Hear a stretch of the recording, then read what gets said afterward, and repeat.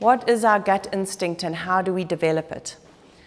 Have any of you had an experience and then after the fact you've looked back and you've thought, damn, my gut was telling me this and yet I did that, Or sometimes you follow your gut, but how often does it happen to us where we know our gut was telling us one thing, we went and did the other thing, and lo and behold, ran into trouble.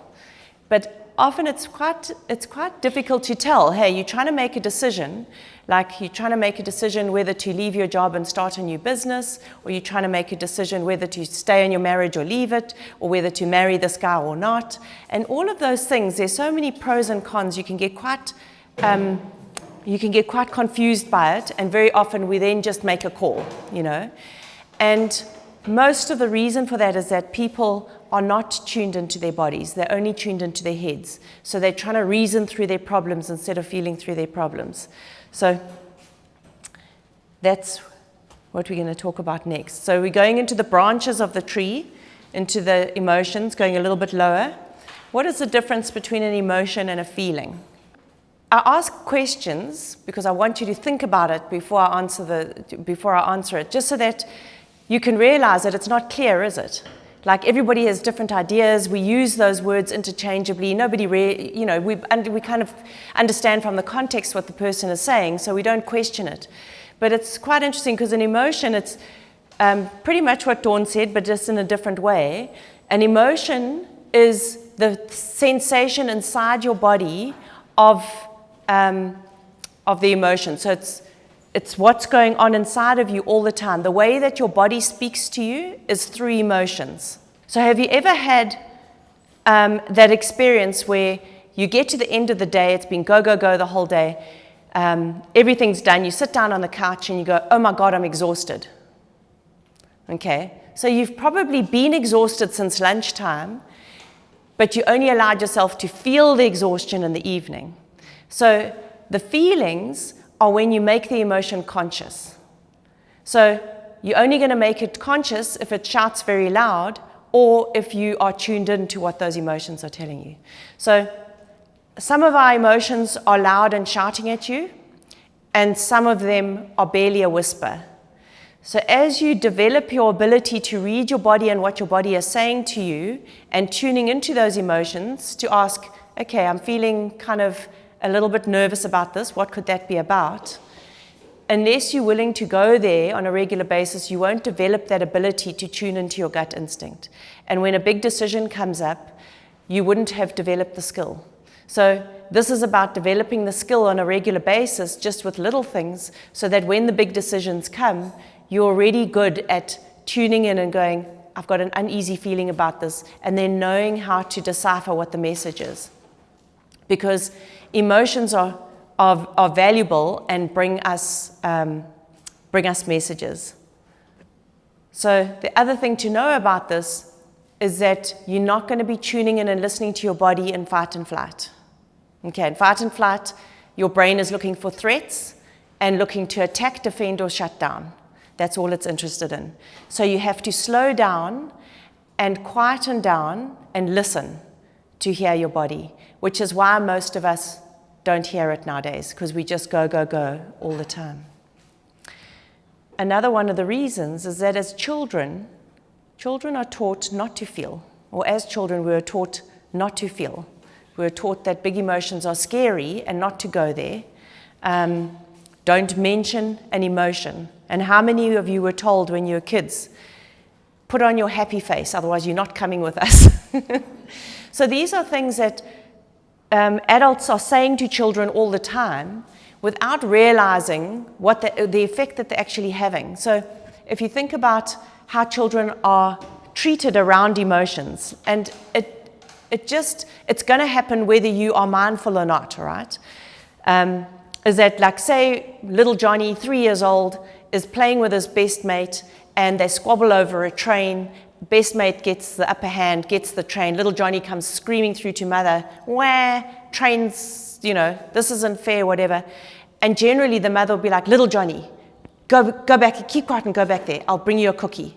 And so little Johnny keeps quiet, goes back, gets the cookie. What does he learn? Yeah, he gets rewarded, either with a cookie or nowadays with a phone often.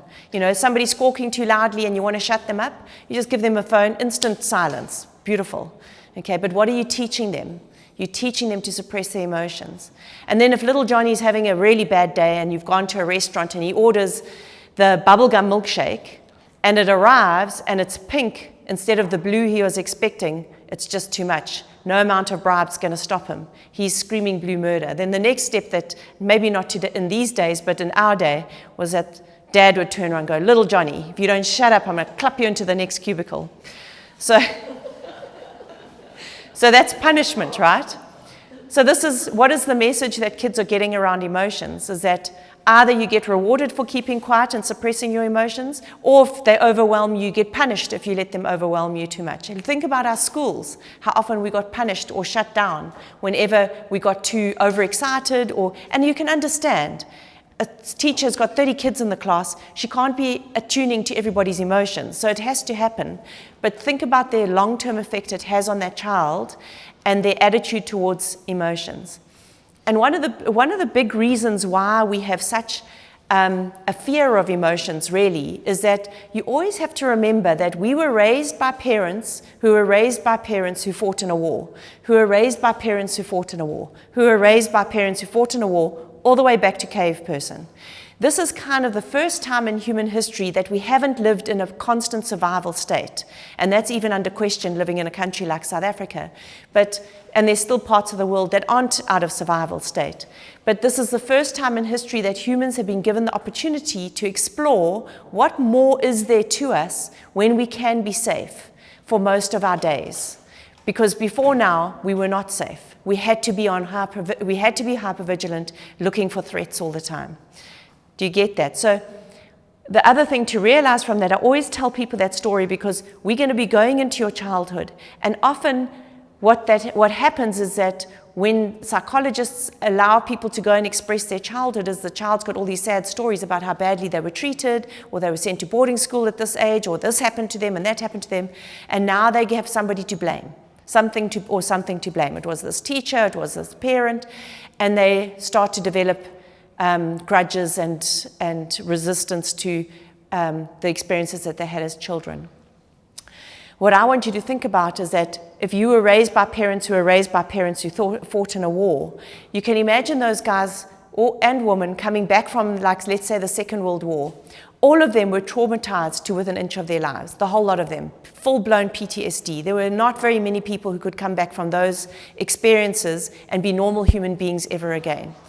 But they had to rebuild society. Some of them were hospitalized, they couldn't cope.